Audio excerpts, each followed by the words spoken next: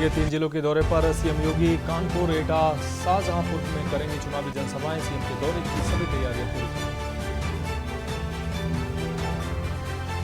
मायावती ने आकाश आनंद को दोनों पदों से हटाया। मायावती ने एक्स पर दी जानकारी, लिखा पहले की तरह निभाते रहेंगे बाकी जिम्मेदारी। गृह मंत्री अमित शाह का आज यूपी दौरा। लखीमपुर खीरी, हरदोई और कन्नौज में करेंगे चुनावी जनसभाएं। चौथे चरण के लिए तेज होगा प्रचार। शाहजहांपुर में आज अखिलेश यादव करेंगे रैली। सपा नेताओं ने कार्यक्रम स्थल का किया निरीक्षण। सपा प्रत्याशी के समर्थन में करेंगे रैली। रायबरेली दौरे पर प्रियंका गांधी आज 1 दर्जन से ज्यादा करेंगे नुक्कड़ सभाएं। राहुल के समर्थन में प्रचार में झोंकेंगी ताकत। और यूपी के कई शहरों में बदला मौसम का मिजाज। बारिश होने से तापमान में आई गिरावट। कई जिलों में आज बारिश की संभावनाएं। आप देख रहे हैं के न्यूज, खबरों का सारथी। नमस्कार, उत्तर प्रदेश की खबरों के साथ मैं हूं मनोज मानस और अब खबरें विस्तार से। देवरिया से अहम खबर सामने आ रही है। जमीन विवाद में रिश्तों का कत्ल हुआ है। भाई ही बना है भाई का हत्यारा। परिजनों का रो रो कर बुरा हाल है। आपको बता दें, मामले की जांच पड़ताल में पुलिस जुटी हुई है। तो रिश्तों को तार तार करने वाली ये खबर सामने आई है। मामले की जांच पड़ताल में पुलिस जुटी हुई है। आपको बता दें, जमीनी विवाद में रिश्तों का कत्ल हुआ है। देवरिया से इस वक्त की ये बड़ी खबर। भाई ही बना है भाई का हत्यारा। परिजनों का रो रो कर बुरा हाल है। इस वक्त की अहम खबर देवरिया से आपको दिखा रहे हैं। मामले की जांच पड़ताल में पुलिस जुटी हुई है। तो भाई ने ही भाई की हत्या की है। जमीनी विवाद में रिश्तों का एक कत्ल हुआ है। देवरिया से ये बड़ी खबर सामने आ रही है। भाई ही बना है भाई का हत्यारा। तो रिश्तों को शर्मसार करने वाली ये घटना सामने आई है। परिजनों का रो रो कर बुरा हाल है। आपको बता दें, मामले की जांच पड़ताल में पुलिस जुटी हुई है। देवरिया से इस वक्त ये बड़ी खबर। जमीनी विवाद में रिश्तों का कत्ल हुआ है। भाई ही अपने भाई का हत्यारा बना है। घटना के बाद परिजनों का रो रो कर बुरा हाल है। देवरिया से इस वक्त ये बड़ी खबर। मामले की जांच पड़ताल में पुलिस जुटी हुई है।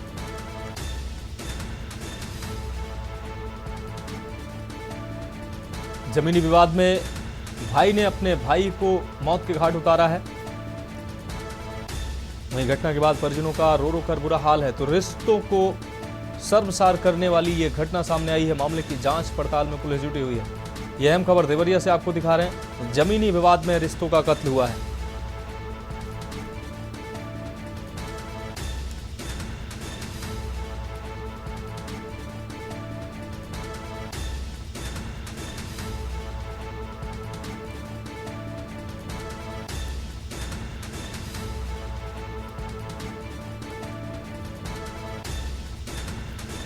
भाई ही अपने भाई का हत्यारा बना है। परिजनों का रो रो कर बुरा हाल है। रिश्तों को कलंकित करने वाली यह घटना सामने आई है।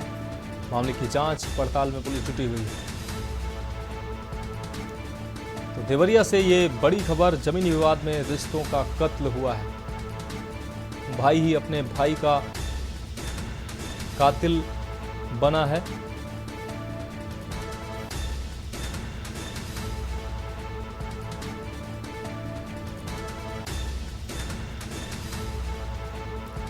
जमीनी विवाद में रिश्तों का कत्ल होता नजर आया है। भाई ही अपने भाई का हत्यारा बना है। इस वक्त की अहम खबर देवरिया से आपको दिखा रहे हैं। घटना के बाद परिजनों का रो रो कर बुरा हाल है। मामले की जांच पड़ताल में पुलिस जुटी हुई है।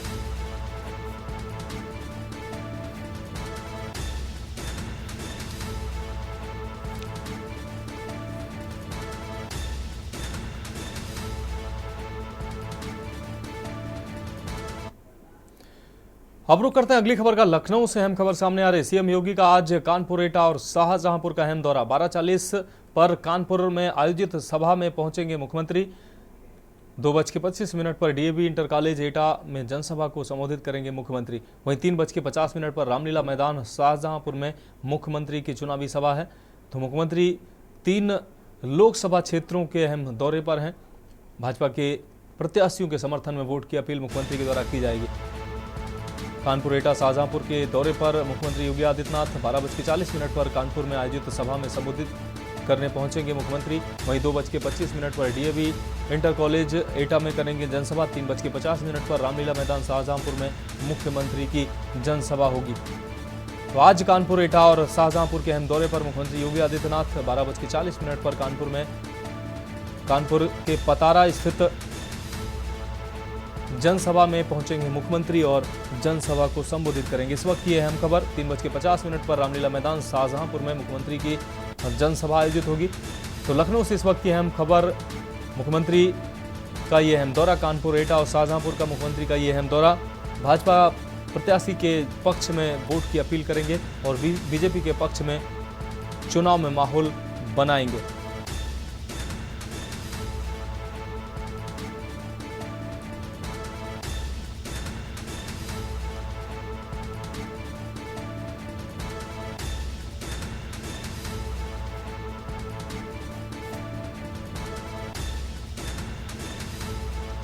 तो 3:50 पर रामलीला मैदान शाहजहांपुर में मुख्यमंत्री की सभा है। और इस खबर पर ज्यादा जानकारी के लिए हमारे साथ हमारे संवाददाता रोहित पांडे हमारे साथ जुड़ गए हैं। और रोहित, आज मुख्यमंत्री शाहजहांपुर के अहम दौरे पर हैं, क्या कुछ तैयारियां पूरी हो चुकी हैं और मुख्यमंत्री के दौरे को लेकर कार्यकर्ताओं में कितना उत्साह है? जी देखिए, मैं आपको बता दूं, शाहजहांपुर की जो दरौल विधानसभा है उसका एक कस्बा है कांट। वहां पर मुख्यमंत्री आज जनता को संबोधित करेंगे और वहां पर अपने कार्यकर्ताओं से और जनता से भारतीय जनता पार्टी के प्रत्याशी अरविंद सिंह को जिताने की अपील करेंगे। शाहजहांपुर में उपचुनाव हो रहा है, उसको लेकर मुख्यमंत्री की सभा मानी जा रही है। यहाँ पर सांसद अरुण सागर भी हैं, उनको लेकर भी जनता से वोट की अपील करेंगे। इससे पहले सूबे के मुख्यमंत्री योगी आदित्यनाथ 2 दिन पहले भी आए थे और अरुण सागर को जिताने की अपील करके गए थे। ये अहम दौरा मानवेंद्र सिंह के बेटे अरविंद सिंह के लिए माना जा रहा है, क्योंकि ददरौल विधानसभा की सीट पर उपचुनाव है और यहाँ से अरविंद सिंह के जो प्रत्याशी है भारतीय जनता पार्टी, उनकी टक्कर समाजवादी पार्टी के प्रत्याशी अवधेश वर्मा से है। तो कहीं ना कहीं मुख्यमंत्री का ये दौरा इसलिए अहम माना जा रहा है कि ये कांटे की टक्कर है। इसमें अहम रोल ये है मुख्यमंत्री का कि यहाँ पर आएंगे, जनता को संबोधित करेंगे और कहीं ना कहीं अरविंद सिंह को फिर से एक बार जीत दिलाने की बात करेंगे, जिससे कि उनका जो प्रत्याशी है वो विजयी हो सके।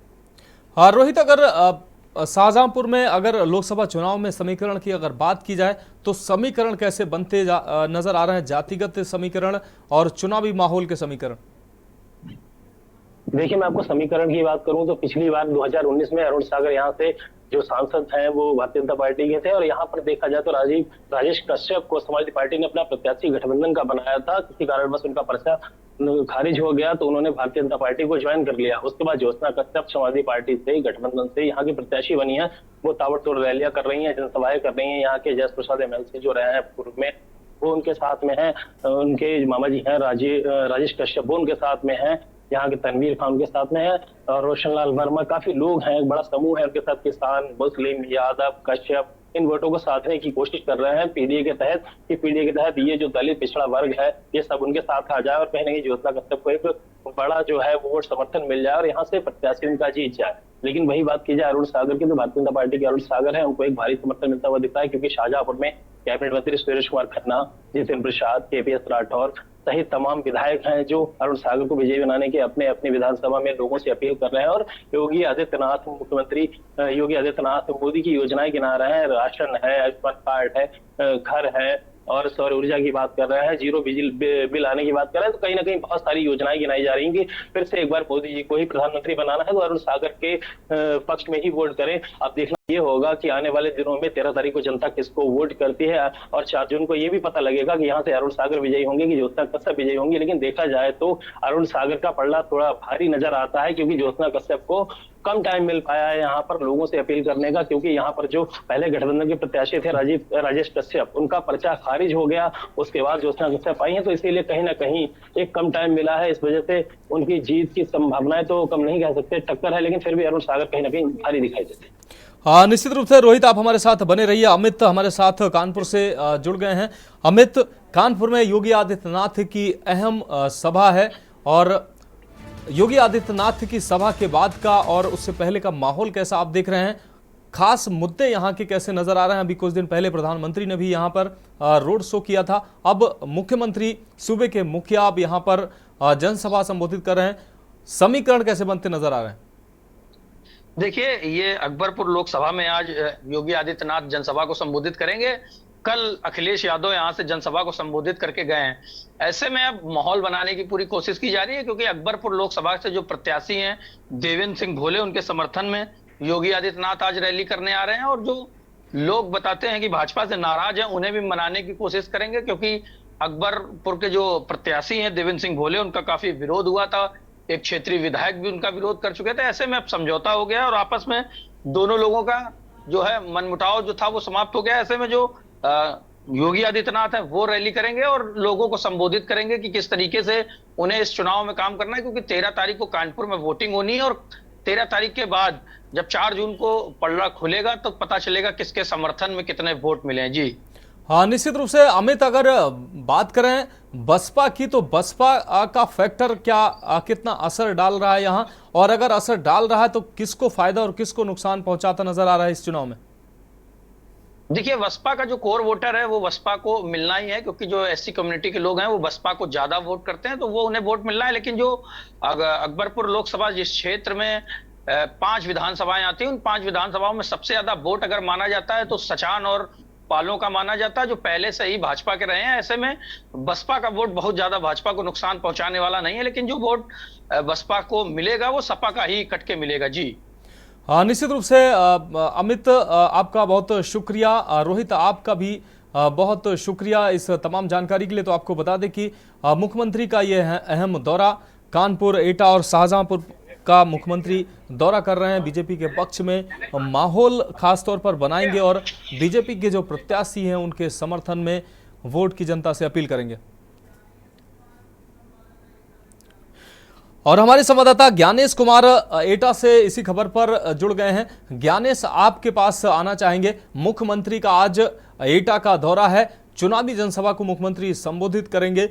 कैसी तैयारियां अभी तक वहां हुई हैं और बीजेपी कार्यकर्ताओं के साथ आम जनमानस में मुख्यमंत्री के इस दौरे को लेकर किस तरीके की बातें चल रही हैं? ज्ञानेश। बिल्कुल आपको बता दें, मुख्यमंत्री योगी आदित्यनाथ आज अलीगंज के डीएवी इंटर कॉलेज में विशाल जनसभा को संबोधित करेंगे। वहीं फर्रुखाबाद लोकसभा से भाजपा प्रत्याशी मुकेश राजपूत के समर्थन में विशाल जनसभा को संबोधित करेंगे और मतदाता से वोट की अपील करेंगे। जी ज्ञानेश, अगर एटा की बात की जाए तो एटा में चुनावी समीकरण क्या नजर आ रहे हैं आपको, और लोगों के जो प्रमुख मुद्दे हैं वो क्या हैं? जी बिल्कुल, चुनावी समीकरण की बात की जाए तो मुद्दे और विकास का लोग मतदाता विकास चाह रहे हैं और शिक्षा और रोजगार पर ही वोट करने की बात कह रहे हैं। और बात की जाए चुनावी समीकरण की तो यहाँ पर इसीलिए मुकेश राजपूत को ही भाजपा ने टिकट दिया है। वहीं समाजवादी पार्टी ने नवल किशोर साथी को टिकट दिया है। जी अगर ज्ञानेश टक्कर की अगर बात की जाए तो एटा में मुख्य मुकाबला किसके बीच है? जी बिल्कुल, भाजपा और सपा में काफी दिलचस्प कस्मकस मुकाबला है और इसी पर मतदाता वोट करने के लिए आज योगी जनसभा को संबोधित करेंगे। जी ज्ञानेश, अगर बात की जाए बसपा की तो बसपा भी एक अहम फैक्टर माना जा रहा है प्रदेश में अलग अलग सीटों पर। बसपा यहाँ इस सीट पर कितना असर डालती नजर आ रही है? राजनीतिक की बात की जाए तो वास्तविक बसपा भी अपना मुकाबला हासिल करना चाह रही है, लेकिन हालांकि कस्मकस टक्कर केवल बीजेपी और समाजवादी पार्टी की वहां पर दिखाई दे रही है लोकल जी के हिसाब से। जी निश्चित रूप से ज्ञानेंद्र, आपका बहुत शुक्रिया इस तमाम जानकारी के लिए। तो ज्ञानेश हमारे साथ जुड़े हुए थे।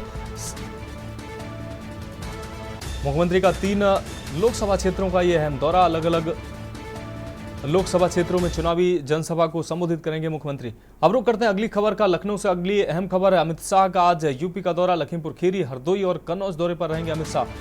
लखीमपुर खीरी में 11 बजे अपनी पहली जनसभा को राजकीय इंटर कॉलेज के मैदान में संबोधित करेंगे। वहीं हरदोई में दोपहर 1 बजे दूसरी जनसभा को CSN PG कॉलेज मैदान में संबोधित करेंगे, जबकि कन्नौज में दोपहर 3 बजे तीसरी चुनावी जनसभा को DN इंटर कॉलेज के छात्रावास मैदान में गृह मंत्री अमित शाह संबोधित करेंगे।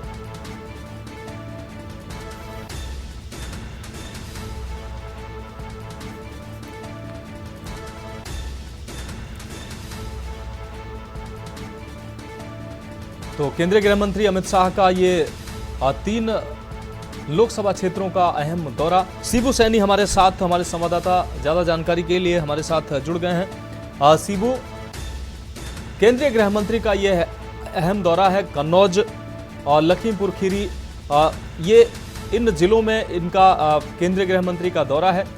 अगर समीकरण की बात की जाए तो केंद्रीय गृह मंत्री के चुनावी जनसभा के बाद यहां का माहौल कितना भाजपा के पक्ष में आपको जाता दिखाई दे रहा है? वो तिरवा में जनसभा को संबोधित करेंगे, वहीं लगातार कार्यकर्ताओं में उत्साह भरने आ रहे हैं। भाजपा में काफी उत्साह दिखाई पड़ रहा है। अखिलेश यादव जिस तरह चुनाव लड़ रहे हैं, अगर सपा की बात की जाए, सपा में काफी उत्साह भी दिखाई पड़ रहा है। भाजपा और सपा की कन्नौज में टक्कर है, इस तरह देखने को मिल रही है साफ तौर से। शिबू, महत्वपूर्ण सवाल यह है कि कन्नौज की अगर बात की जाए तो कन्नौज सपा का गढ़ रहा है। हालांकि पिछले उपचुनाव में भाजपा ने यहां से बाजी मारी थी। सपा के गढ़ को इस बार बीजेपी पूरी तरीके से ढहाने की पूरी तैयारी में लगी हुई है। इसीलिए बीजेपी के बड़े से बड़े नेता सपा के गढ़ में लगातार चुनावी रैलियां, रोड शो कर रहे हैं। क्या लगता है आपको, क्या बीजेपी अपने इस मकसद में कामयाब होती नजर आ रही है? जिस तरह बता दें आपको, कन्नौज में लगातार नेता आ रहे हैं, बड़े बड़े सरकार ने दावे किए थे। कन्नौज में कहीं विकास हुआ ना, इस कन्नौज की जनता नाराज है। लगातार अखिलेश के पक्ष में जाते दिख रही है, साफ तौर से जनता का कहना है हम वोट करेंगे समाजवादी पार्टी का। अब सांसद सुब्रत पाठक रहे, उन्होंने विकास नहीं किया है। शिबू, अगर अब वहां के माहौल की अगर बात की जाए तो सपा में माहौल नजर आ रहा है, जबकि सुब्रत पाठक अभी चुनाव जीत कर आए हैं। सुब्रत पाठक का वहां अब कैसा माहौल नजर आ रहा है? सुब्रत पाठक के साथ में जनता तो काफी है, लगातार उनका माहौल भी चल रहा है, थोड़ा चर्चा में है। और लगातार अखिलेश भी आ रहे हैं, इससे बहुत फर्क गिरेगा। अखिलेश अगर चलाएंगे तो काफी फर्क गिरता है। यहाँ लगातार जनसंपर्क कर रहे हैं अखिलेश यादव, और सांसद भी और बड़े बड़े नेता भी आ रहे हैं भाजपा से, जिससे जनता में उत्साह भरने आ रहे हैं। निश्चित रूप से शिबू, आपका बहुत शुक्रिया इस तमाम जानकारी के लिए। तो आपको बता दें कि गृह मंत्री का ये अहम दौरा, अलग अलग जनपदों के दौरे पर हैं केंद्रीय गृह मंत्री अमित शाह। हरदोई में दोपहर 1 बजे जनसभा को संबोधित करेंगे। कन्नौज में दोपहर 3 बजे जनसभा को संबोधित करेंगे गृह मंत्री अमित शाह।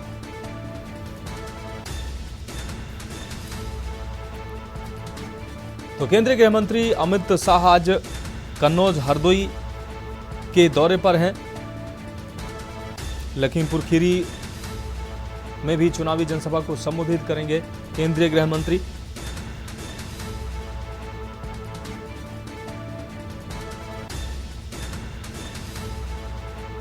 तो केंद्रीय गृह मंत्री अमित शाह का आज 3 लोकसभा क्षेत्रों में अहम दौरा। भाजपा के पक्ष में वोट की अपील करेंगे। भाजपा प्रत्याशी के समर्थन में ये रैलियां, इन जनसभाओं को संबोधित करेंगे और जनता से भाजपा के पक्ष में वोट की अपील करेंगे। तो लखनऊ से अहम खबर अपने दर्शकों को दिखा रहे हैं। अमित शाह का आज यूपी दौरा, 3 लोकसभा क्षेत्रों के दौरे पर रहेंगे केंद्रीय गृह मंत्री। और हरदोई से आलोक मिश्रा हमारे संवाददाता हमारे साथ जुड़ गए हैं। आलोक, केंद्रीय गृह मंत्री का आज हरदोई का दौरा है, हरदोई का माहौल कैसा नजर आ रहा है? केंद्रीय गृह मंत्री के दौरे को लेकर भाजपा कार्यकर्ताओं में किस तरीके का उत्साह नजर आ रहा है? पर 7 दिग्गजों का जमावड़ा है। एक तरफ बीजेपी के अमित शाह और दूसरी तरफ बसपा की मायावती और तीसरे सपा तो अखिलेश यादव भी पहुंच रहे हैं। बात करें हरदोई में कार्यकर्ताओं में जो जोश है, वो अमित शाह को आने को लेकर भारी जोश दिखाई दे रहा है। मैं मौजूद हुआ सीएसएन ग्राउंड पर, जहां पर रैली आयोजित होनी है और यहां से जनता को अमित शाह सीधे संबोधित करेंगे। हरदोई की 2 सुरक्षित सीटें मिश्रित और हरदोई के प्रत्याशियों के समर्थन पे यहां पर संबोधित करेंगे। आप देख सकते हैं कि सुरक्षा को लेकर किस तरह बंदोबस्त किए गए हैं और यहाँ पर भारी संख्या में पुलिस बल लगाया गया है। चप्पे चप्पे पे उनकी सुरक्षा का बंदोबस्त किया गया है। आप देख सकते हैं कि रैली स्थल में इस तरह यहाँ बैरिकेडिंग की गई है, इससे किसी तरीके की कोई अव्यवस्था ना दिखाई दे।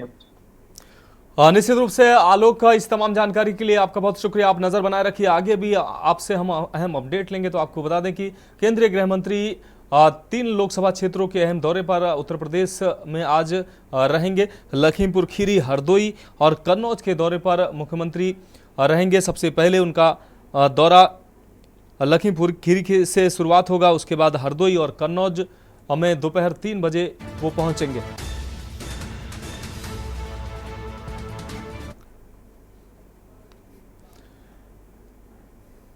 अब रुक करेंगे अगली खबर का। यूपी के कई शहरों में बदला है मौसम का मिजाज। बारिश होने से तापमान में गिरावट आई है। राजधानी लखनऊ समेत कानपुर में झमाझम बारिश हुई है। झमाझम बारिश से मौसम सुहाना हुआ है। 12 मई तक ऐसा ही मौसम रहने का आसार बताए जा रहे हैं। आईएमडी ने यह अलर्ट जारी किया है। कई जिलों में आज बारिश की संभावना बनी हुई है।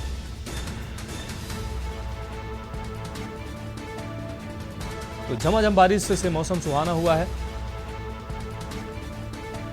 कल देर रात से मौसम ने करवट बदली और कई जिलों में बारिश हुई है और आगे भी आईएमडी ने अलर्ट जारी किया है। कई जिलों में बारिश की संभावना जताई गई है। मौसम खुशनुमा जरूर हुआ है, लोगों को गर्मी से निजात मिली है। यूपी के कई शहरों में मौसम का मिजाज बदला है। भरत सिटी हमारे संवाददाता लखनऊ से ज्यादा जानकारी के लिए हमारे साथ जुड़ गए हैं। भरत, देर रात मौसम ने अपना मिजाज बदला है, अपनी मौसम ने करवट बदली है और लोगों को गर्मी से राहत मिली है। कानपुर, लखनऊ के अलावा कई जनपदों में बारिश हुई है और आगे भी बारिश की संभावना कई जनपदों में जताई गई है। क्या कुछ अहम अपडेट है? देखिए, मौसम विभाग ने पहले ही अलर्ट कर दिया था कि उत्तर प्रदेश के पूर्वी जिले में बारिश देखने को मिल सकती है और 32 जिलों में अगर बात करें पूर्वी के, तो उत्तर प्रदेश के पूर्वी जिलों के 32 जिले जो है वो अलर्ट मोड पर है। फिलहाल वहां पर बारिश हो सकती है और तेज हवाएं चल सकती हैं और बिजली भी गिर सकती है, जिसको लेकर मौसम वैज्ञानिक ने पहले ही अलर्ट कर दिया है। और अगर राजधानी लखनऊ की बात करें तो राजधानी लखनऊ में तमाम इलाकों में पूरे बूंदाबांदी जरूर सुबह हुई है और जिससे थोड़ी लोगों को गर्मी से राहत मिली है। फिलहाल आने वाले 2-4 दिन तक ऐसे ही मौसम बना रहेगा। और अलर्ट की बात करें गोरखपुर, गोंडा, बस्ती, उस तरफ का जो एरिया है पूर्वी तरफ का उत्तर प्रदेश के, तो वहां पर अलर्ट आने वाले 4-5 दिन तक और देखने को मिल सकता है। बारिश और तेज हवाएं चल सकती है और बिजली गिरने का भी जो मौसम वैज्ञानिक ने आशंका जताई है, बिजली भी गिर सकती है, जिसको लेकर तमाम जो किसान है वो भी तैयारी कर रहे हैं कि बारिश ना हो। बारिश अगर होती है तो नुकसान भी किसानों को होता है। फिलहाल अगर अभी बात करें, धान कट चुका है, उससे नुकसान ज्यादा नहीं होगा, लेकिन कहीं ना कहीं बारिश को लेकर और लोगों में ये जरूर राहत है कि जो लगातार टेम्परेचर बढ़ रहा था, 40-42 डिग्री टेम्परेचर जा रहा था, उससे जरूर राहत मिलेगी। अगर राजधानी लखनऊ की बात करते हैं, आज 30 डिग्री के आसपास टेम्परेचर सुबह था। मौसम में ठंड हवाएं चली थी क्योंकि बारिश हुई थी और ठंडी हवाएं को लोगों को राहत दे रही थी। और आने वाले 4-5 दिन तक लोगों को ऐसी राहत ठंडी हवाओं से मिलती रहेगी और 4-5 दिन बाद जो टेम्परेचर है वो एक बार फिर बढ़ेगा और गर्मी लोगों को फिर परेशान करेगी। जी निश्चित रूप से भरत, आपका बहुत शुक्रिया इस तमाम जानकारी के लिए। तो आपको बता दें कि बारिश के बाद मौसम खुशनुमा हुआ है, लोगों को गर्मी से राहत मिली है और आईएमडी का जो अलर्ट है, चेतावनी है, उसके अनुसार 2-3 दिन ऐसे ही मौसम रहने के आसार हैं। तो लोगों को 2-3 दिन गर्मी से आराम जरूर मिल सकता है। अब रुक करेंगे अगली खबर का। लखनऊ से अगली खबर है प्रियंका गांधी का रायबरेली का अहम दौरा। आज नुक्कड़ सभाएं करेंगी प्रियंका गांधी। एक दर्जन से अधिक नुक्कड़ सभाएं करेंगी। राहुल गांधी के लिए ये नुक्कड़ सभाएं करेंगी प्रियंका गांधी। तो बहन प्रियंका गांधी राहुल गांधी की जीत सुनिश्चित करने के लिए लगातार जनसंपर्क अभियान चला रही हैं, नुक्कड़ सभाएं कर रही हैं। बछरामा विधानसभा में आज 1 दर्जन से अधिक नुक्कड़ सभाएं प्रियंका गांधी के द्वारा की जाएंगी। अब रुक करते हैं अगली खबर का। कांग्रेस महासचिव प्रियंका गांधी के रायबरेली दौरे का आज तीसरा दिन है। आज 1 दर्जन से अधिक नुक्कड़ सभाओं को संबोधित करेंगे प्रियंका गांधी। भूएमो गेस्ट हाउस में बीते 2 दिनों से प्रियंका गांधी पार्टी के पदाधिकारी व कार्यकर्ताओं के साथ बैठक कर रही हैं। तो लगातार प्रियंका गांधी का जनसंपर्क चल रहा है। आज नुक्कड़ सभाओं का दौर शुरू हुआ है बछरामा विधानसभा क्षेत्र में उनकी, और संवाददाता ने खास जायजा लिया है क्षेत्र का, दिखाते हैं आपको। कांग्रेस पार्टी की राष्ट्रीय महासचिव प्रियंका गांधी वाड्रा का आज दौरे का तीसरा दिन है। आपको बता दें कि प्रियंका गांधी वाड्रा अपने 1 हफ्ते दौरे पर रायबरेली में हैं, जहां वो अपने भाई को जिताने को लेकर के लगातार बैठकें कर रही हैं और कैसे लोकसभा चुनाव में अपने भाई की विजय हासिल करा सके, इन सभी चीजों को लेकर के बैठक कर रही हैं। इस समय मौजूद हैं सांसद आवास पे, जिसके अंदर प्रियंका गांधी वाड्रा लगातार बैठकें कर रही हैं और जो स्थानीय पदाधिकारी हैं, लोग हैं, उनसे लगातार चर्चा कर रहे हैं। वहीं प्रियंका गांधी आज बछरावा विधानसभा पहुंचेंगी, जहां पर वह तकरीबन 1 दर्जन से अधिक नुक्कड़ सभाओं में भाग भी लेंगे और राहुल गांधी को जिताने को लेकर वह लोगों से वोट मांगने की भी अपील करेंगी। केशवानंद शुक्ला, के न्यूज, रायबरेली।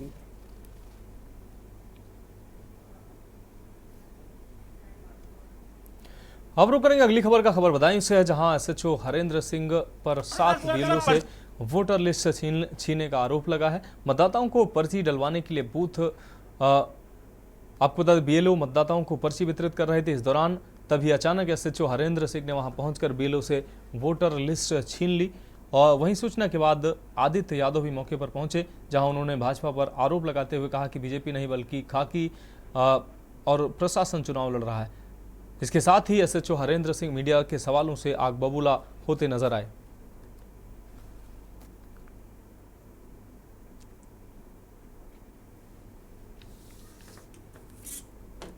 गलत है, आपका आरोप गलत है। सर पर्चियां आप लोग छीनी, पर्चियां आपने छीनी, मैंने नहीं छीनी। ये बदायूं का इस्लाम नगर का बूथ स्तर है, जहां पर जो है बीएलओ से भी जो है पर्चियां को छीन लिया गया। यानी कि ये पर्ची लेकर बैठे हुए थे खोलने के लिए, लेकिन इन सबसे भी पर्चियां जो है छीन ली गई। क्या हुआ था? अब क्यों? सर हमारा यहाँ बूथ था, यहाँ पे लगा हुआ सामने, ये लेखपाल साहब ने ये बूथ लगवा रखा है। 4, 5, 6, 7, 8, 9, 10 भाग संख्या मेरी है। मैं यहाँ बैठा, हरेंद्र सिंह आए सब। जब सर वोट पर्ची रह जाती है उसमें तो आदमी अपनी देखेंगे तो भीड़ लगेगी। सरकार ने जब इसकी व्यवस्था कराई है तो जब हम यहाँ बैठे हैं तो हम तो पर्ची देंगे। हरेंद्र सिंह कह रहे हैं आपने ऐसे भीड़ लगा रखी है, ऐसे ये गलत है, आपने यहाँ कैसे बैठ गए। सर यहाँ बूथ की व्यवस्था कराई है और बीएलओ की ड्यूटी लगाई है, या तो पहले पर्ची बांटने तक ही लगाई जाए, जब बात को लगाई है तो हम तो पर्ची देंगे। सारी पर्चियाँ मेरी तो सभी सौदा ले गए, आई कार्ड भी ले गए, कार्ड भी लेके चले, मेरा सब चीज ले गए। मेरा तो कुछ ना, ये खाली थैला है, पटरी है।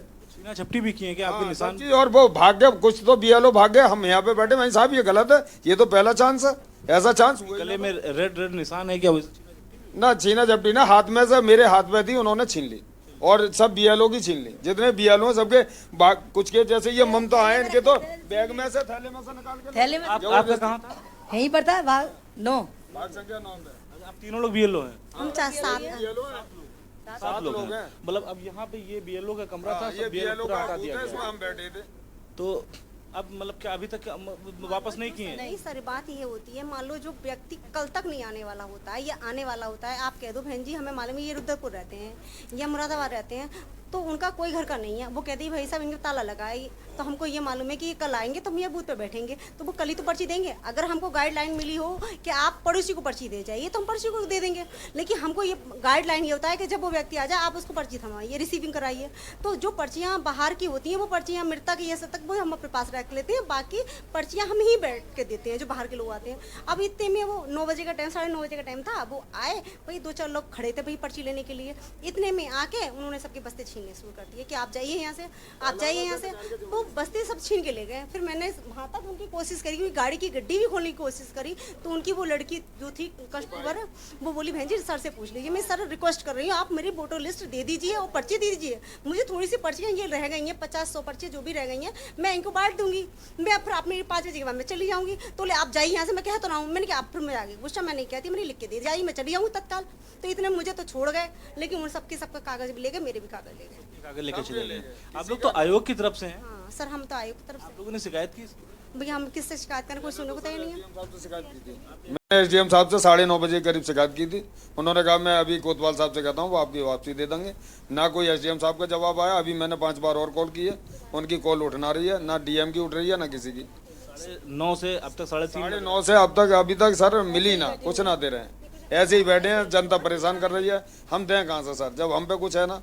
हमारी वोटर लिस्ट ले गए, पर्ची ले गए, सभी चीज ले गए, हम पे कुछ हो तभी तो दें हमारे पास। ये हाल है यहाँ पे इस्लाम नगर का, जहाँ पर लोग महिलाओं वोट डालने के लिए आ रहे थे यहाँ पर, और ये बीएलओ के लिए कैंप बनाया गया था जहाँ पर बीएलओ बैठ करके पर्चियाँ काट रहे थे। लेकिन फिलहाल ये खाली है, जो कि इसको भरा होना चाहिए। यहाँ पर बीएलओ की ड्यूटी होती है, वो पर्ची सबको जो है वो वितरित करते हैं, लेकिन कहीं ना कहीं जो प्रशासन की तानाशाही है उसकी वजह से यहाँ पर वोट परसेंटेज भी कम होता नजर आएगा, क्योंकि कहीं ना कहीं जब बीएलओ को यहाँ पे काम करने का मौका नहीं मिलेगा, वो पर्ची नहीं बांट पाएंगे, तो जाहिर सी बात वोट भी नहीं पड़ पाएंगे। कैमरामैन आदित्य तिवारी के साथ मैं संदीप मिश्रा, बदायूं। तो उत्तर प्रदेश की खबरों में अभी के लिए मेरे साथ इतना ही। मुझे दीजिए इजाजत और आप देखते रहिए के न्यूज़ इंडिया।